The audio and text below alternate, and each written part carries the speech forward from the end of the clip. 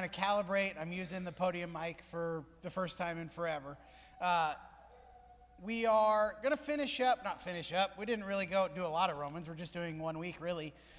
We're going to talk about a specific aspect of the book of Romans, especially the middle section of the book. We all know, of course, that the world is broken. We see it. There's a lot of different manifestations, of course, of the brokenness of the world. We see it how people treat each other. We see it in disease and war and natural disasters. You just have to turn on the news for 5 minutes. Now, part of that is overblown because they're only going to show you the bad stuff, and they never show you the good stuff. And that's just part of human nature. But it is easy as you think about your own family situations. You've got brokenness. Might be health stuff, might be relationship stuff. You've got interpersonal conflict at work. You've got stuff bad that's happened in your past, and of course, just the general sense of suffering that people have in life that we know and people that we don't know. But it is easy to sort of be in despair about that, and I think a lot of problems that people have with Christianity or with religion in general is not having the right mindset about the brokenness of the world that we live in. And one of the things that C.S. Lewis said that I always found to be particularly interesting, people get so mad about the brokenness of the world and they turn away from God, but if there's no God, why are you mad? If there's no God, who are you mad at? Right? If it's just, this is just the way it is, this is just natural life, and it's just the sort of a freak accident of nature, the anger and the bitterness and the despair and the sadness comes from the innate sense that we have that it shouldn't be this way, right? We all have an innate sense in us that this is not the way the world was meant to be, that there should be something different. We understand that instinctively. And as we go through Romans, again, especially the middle section of Romans, the brokenness of the world is an important part of Paul's argument about salvation and about faith, especially about faith as we think about how we relate to God. Because the question is, of course, why is the world broken? Whose fault is it? And how does God expect us to live in such a world? And if I'm supposed to be saved by faith in God, faith in Jesus, which again, he's building that whole argument in the first 5 chapters. If I'm supposed to be saved by faith, how do I have faith when there's so much brokenness around me and there's so much difficulty in our lives and people are horrible to each other, even Christians are horrible to each other, and there's war and there's disease and there's injury and there's all this stuff? How does God expect us to live in a world like this? And so the middle section of Romans, I think, is, again, Paul anticipating some of the difficulty that comes out of his argument about a faith-based salvation. Like you're supposed to believe in God who's going to save you by his grace and his mercy. Well, how do we do that? And how do we persist in living in a world that is ultimately fallen? And the first thing that we need to understand, and again, this is part of Paul's main argument all throughout the book, is that sin is the ultimate cause of the fallen nature of creation. The fallen state of the world ultimately comes from sin, both in the specifics, that is, there's a lot of negativity and bad things in the world that are a direct result of sin, but also in the more general sense that the world is not what it's supposed to be because sin exists in the world. Romans 5:12, therefore just as sin came into the world through one man and death through sin, and so death spread to all men because all men sinned.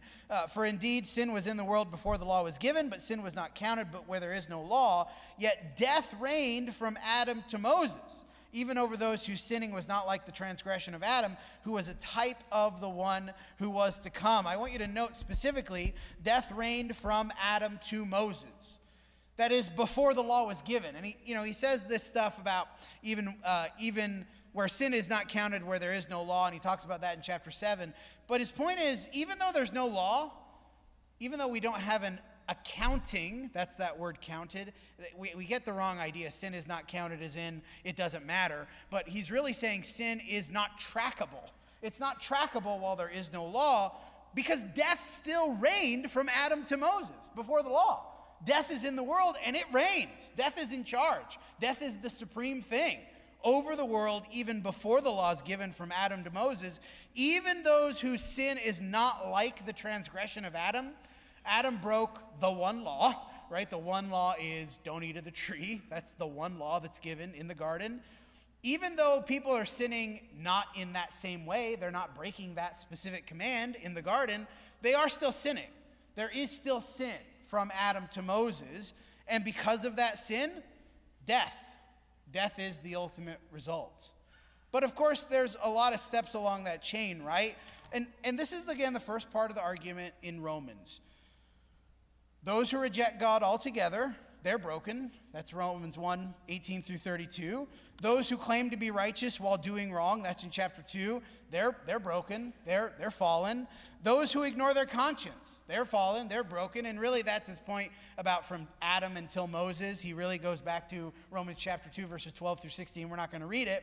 But Gentiles who by nature do what the law requires, even though they don't have the law, that applies retroactively too, not just in the time period after the law is given, but the general sense that we have that we should behave a certain way. And so Romans 6:20, when you were slaves of sin, you were free in regard to righteousness. But what fruit were you getting at that time of the things of which you are now ashamed? That is, how was that? Keith used to say this all the time. He probably still does. It's not like Keith is dead. He's just not here. How's that working out for you? That's what Keith used to always say. How's that working out for you is what Paul's saying. What did you get out of that, the way that you were living before? The end of those things is death. Now, it's the ultimate end. Ultimately, the end is death. But I think Paul would say, and we would say, and he articulates this throughout the rest of the book, it's not just that the end result of those things is death, but they're not pleasant now. It's not like they're contributing to the goodness of the world in this life. It's not like they're making things better while we live here. So it's not just that the end of those things is death, but death reigned. It is in charge. It is the predominant, prevailing thing because of sin. And we all feel it whether we acknowledge it or not. We are the ones who are fallen. And a lot of living in a fallen world, we sort of have this externalization of it that, there's famine and disease and death and everything's horrible. But it's us. We are fallen. We live in a fallen world because we have decided to make it that way. Romans 7:14, we know that the law is spiritual, but I am of the flesh, sold under sin. I do not understand my own actions. For this is, and I'm going to try to read this slower because it's one of the most complicated sentences in the whole Bible. For I do not do what I want, but I do the very thing I hate. Now, if I do what I do not want, I agree with the law that it is good. That is, we have this sense that there's things that we should be doing, and we understand I shouldn't be doing the things that I am doing. So it is no longer I who do it, that sin that dwells within me, for I know that nothing good dwells in me, that is in my flesh. For I have the desire to do what is right, but not the ability to carry it out. For I do not do the good I want, but the evil I do not want is what I keep on doing. Now, if I do what I do not want, it is no longer I who do it, but sin that dwells within me. Now, we need to be careful with he's anthropomorphizing. He's anthropomorphizing sin as like this separate entity. And we all have a duality within us, right? There's two parts of us. There's the part of us that wants to be with God and is spiritual, and the parts of us that's natural and fleshly and wants to do what we want. There's not like this separate thing. He's sort of anthropomorphic. He's using a literary technique to make a point here. It's you. It's you that's sinning, right? You're the one that's doing it because you are fallen. You are part of the brokenness of the world. And I want you to note that this is an apostle. Like he's saying, I don't do the things that I want, and the things that I want to do, those are not things that I do. He's inspired. He has the Holy Spirit. He has the ability to bestow the Holy Spirit to other people. Like, this is one of the people that we would say is most well-equipped to be righteous. And here he is saying, I can't do it. I can't do the right stuff. So no wonder then people who aren't even trying, people who don't claim to follow God at all, and again we kind of go through those first three parts of Romans, people who reject God altogether, people who claim to do the right thing but aren't, people who don't even know that there is a right thing to do. If even an apostle can't do the right thing, no wonder we look around and see how people treat each other, living under the natural state, living according to the flesh, living according to natural human desires. No wonder the world's broken. No wonder people are mistreating each other. Even the best of us can't do it right. So what about the rest of us? Romans 7, 21 through 24. So I find it to be a law that when I want to do right, evil lies close at hand. For I delight in the law of God in my inner being, but I see in my members another law waging war against the law of my mind and making me captive to the law of sin that dwells in my members. And again, this eternal struggle that's within us because we live in a fallen world. And not just the way that we articulate that, we live in a fallen world, it's because we are fallen. We are not what we were meant to be because of sin that lives in us. That wretched man that I am is what he says here at the end. Wretched man that I am, who will deliver me from this body of death? That is why Paul previously said, right? He said that is why it depends on faith. We talked about it this morning. You're not going to be good enough. Ultimately, you're not going to be good enough. You feel the fallenness of the world in your soul. And again, it's whether you acknowledge it or not. You feel it. It's deep inside of you, that tug of war between the thing you know you should do and the thing you want to do. The thing you know would be helpful to others and the thing that would be helpful for yourself. And even if you don't have the moral or Christian framework to articulate that in a specific way that God would, even people who don't know anything about Christianity still feel that struggle within them. There is a sense that all is not right. There is something wrong. And so it's no wonder that we see so much hatred and cruelty. Again, even those who follow Jesus feel the struggle of the flesh. How much more those who just give in to the flesh? But the brokenness of the world extends beyond humanity. Creation itself, and we can go a deeper level here, creation itself is not what it was meant to be. Romans 8:20 through 25, which I find personally, everybody connects to different passages of the Bible differently. I find this to be one of the most enlightening or powerful passages in the New Testament. Romans 8:20 through 25. For the creation was subjected to futility. That word futility, uselessness, or it's not accomplishing the purpose it was meant to accomplish. Futile, of course, go back to Star Trek, right? Resistance is futile. That is, resistance is not going to do anything. It's not going to accomplish anything. So creation is subjected to futility. That is, it's not accomplishing the purpose it was intended to accomplish, not willingly, but because of him who subjected it, in hope that the creation itself will be set free from its bondage to corruption and obtain the freedom of the glory of the children of God. Creation is subjected to the bondage of corruption. Now we're externalizing outside of humanity. Okay, it's not just that I can't do the good stuff. I refuse to do what's right. I treat people poorly. Now we're thinking about, in broader strokes, famine, disease, aging, death, natural disasters, all of this stuff, because creation itself has been subjected to the bondage of corruption. Things are not what they were intended to be. For we know that the whole creation has been groaning together in the pains of childbirth until now, and not only the creation, but we ourselves, who have the first fruits of the Spirit, groan inwardly. This idea of groaning is a word that denotes it's a deeply emotional response, right? There's something terribly wrong, and there's groaning. It's just, there's no words to it. There's no way to articulate it. It's just so bad, all we can do is have this sort of guttural response. Groan inwardly as we await eagerly for the adoption of sons, the redemption of our bodies. In this hope we were saved. Now hope that is seen is not hope, for who hopes for what he sees? But if we hope for what we do not see, we wait for it with patience.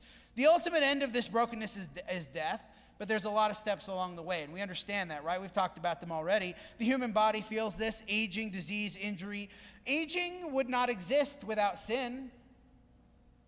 Adam and Eve, the whole consequence of eating the fruit is death.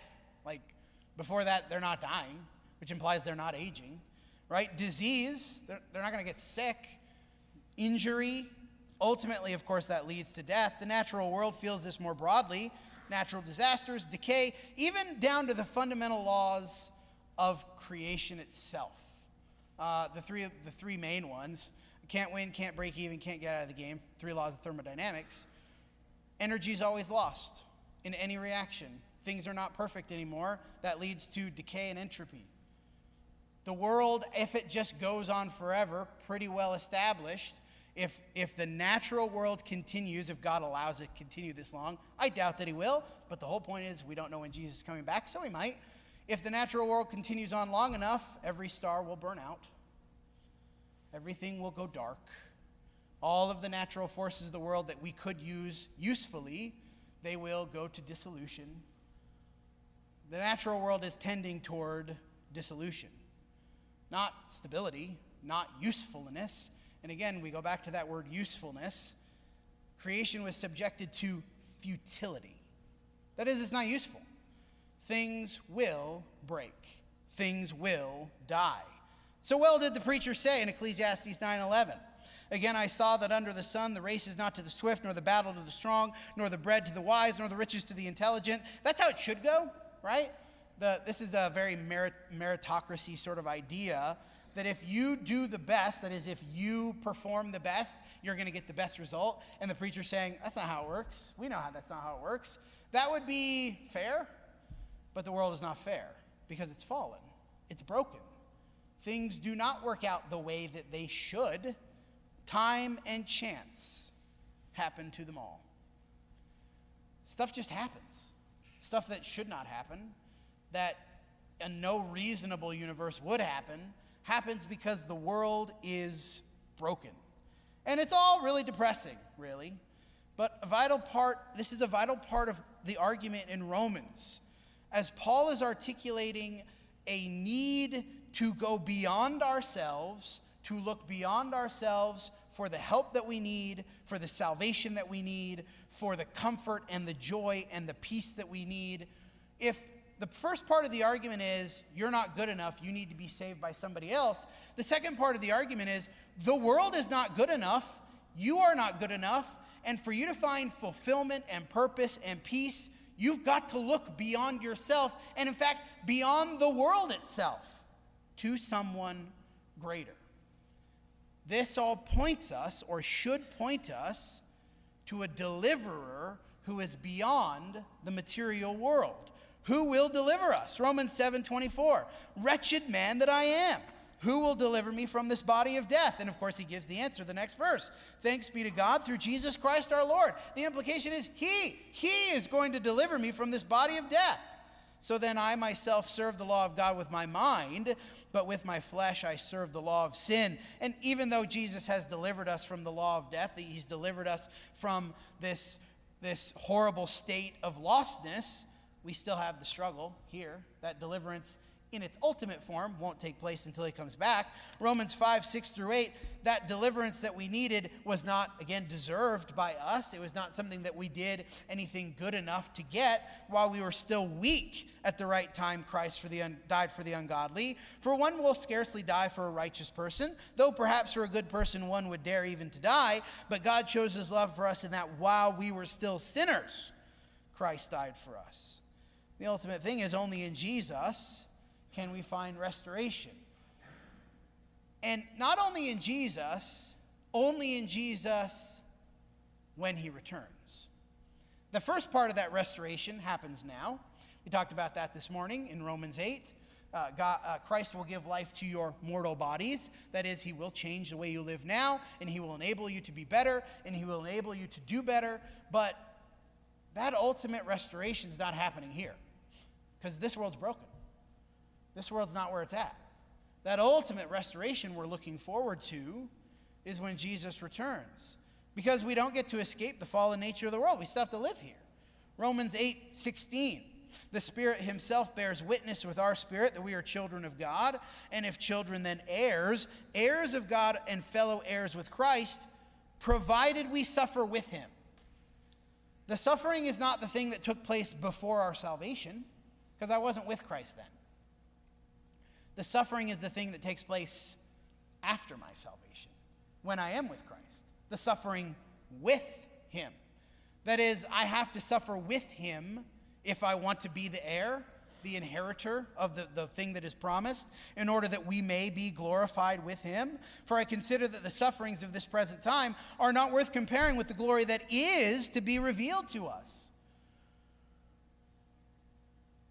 Just because Jesus has saved you doesn't mean he has taken you out of the fallen world that we all live in. There is a particular strand of American Christianity. It's not American in its origin. It's American now, I guess. But it's been around for forever. The prosperity gospel. Follow Jesus and all of your problems will go away.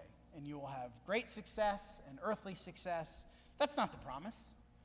The promise is you will be glorified if you suffer with him. We'll be glorified eventually. That'd be great. But the sufferings of this present time, they're still here. That's the present time, right? They are present in your life. They're not worth comparing with the glory that will be revealed eventually. Not yet. But the suffering that is continuing now. Romans 8:24.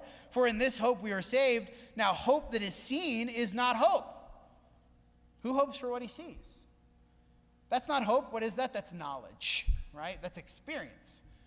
If it were things that I get now, if the ultimate promise were what I get when I become a Christian, then it wouldn't be hope for the future. That's Paul's whole point. We are saved in hope of something that we do not see, that we cannot see, that we will not see until he returns again. If we hope for what we do not see, we wait for it with patience. Because I still have to live in the fallen world. It's broken, it's horrible, it's wrong. And as I live here on earth, I still have to experience all of that wrongness. But I have that hope. The hope that I can't see. I don't experience it yet. The thing that I've been promised. But I wait for it with patience.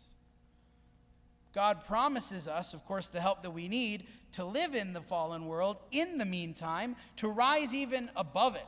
The promise is ultimately for the future, for when Jesus returns. But fortunately, God does give us some help to live in the fallen world now. Romans 8:26. Likewise, the Spirit helps us in our weakness, for we do not know what to pray as we ought, but the Spirit himself intercedes. And here's this word again, with groanings.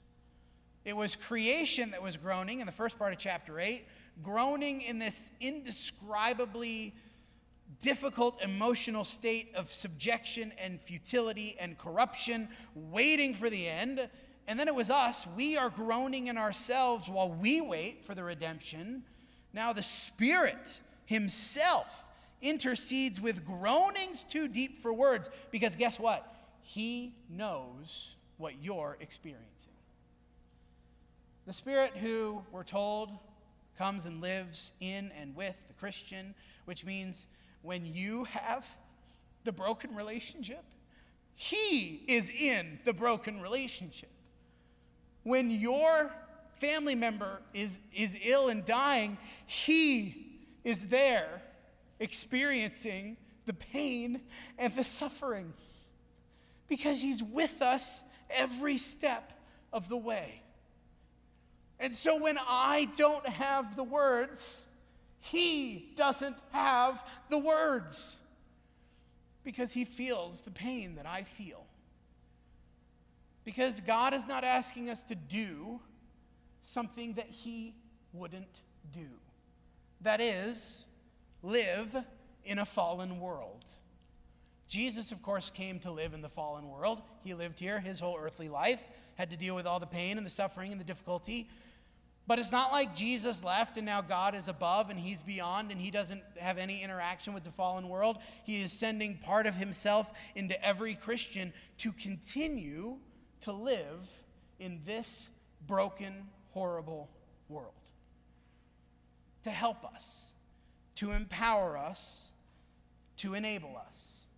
He who searches hearts knows what is the mind of the Spirit, because the Spirit intercedes for the saints according to the will of God.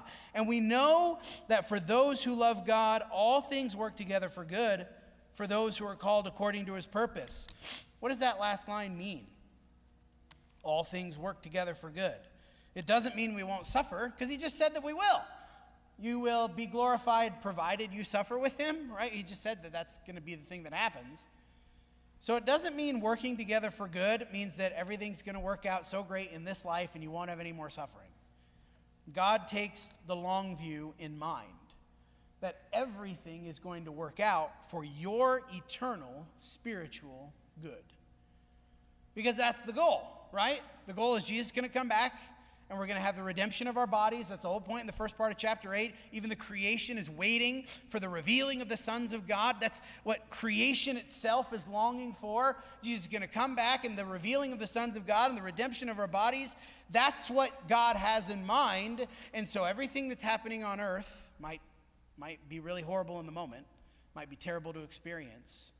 But God is enabling and ensuring that that's working toward you being there in the end. That in the end, when he comes back, he'll say, well done, good and faithful servant.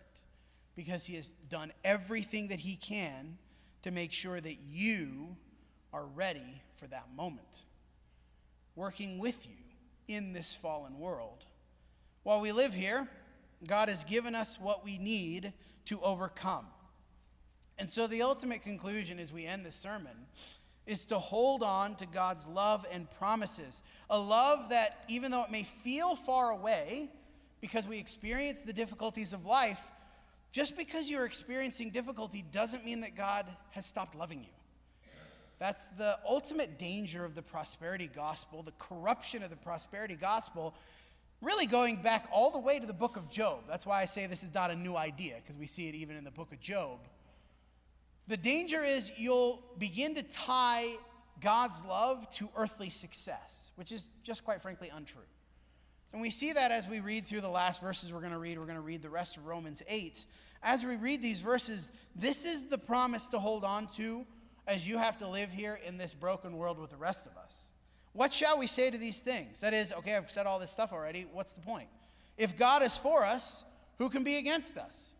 Well, you might say a lot of people can be against us. That's true. They can. But going back to the idea of futility, is them being against us going to accomplish anything? The answer is no. He who did not spare his own son, but gave him up for us all, how will he not also with him graciously give us all things? Who shall bring any charge against God's elect? Well, again, the answer is a lot of people might. But it's God who justifies, so who cares? Their charge will be futile, ineffective. Who is the one to condemn? Well, God might condemn, except Jesus Christ is the one who died. He died so he wouldn't condemn. Who more than that was raised, who is at the right hand of God, who is indeed interceding for us. Yeah, we might stand in condemnation, except Jesus Christ came for that exact purpose, that we would not be condemned. He was raised from death to eliminate condemnation. Who shall separate us from the love of Christ? Shall tribulation or distress or persecution or famine or nakedness or danger or sword? Note, the promise is not these things won't happen to you. The promise is that if these things happen to you, it doesn't mean God doesn't love you. If these things happen to you, Jesus still loves you and still wants to be with you.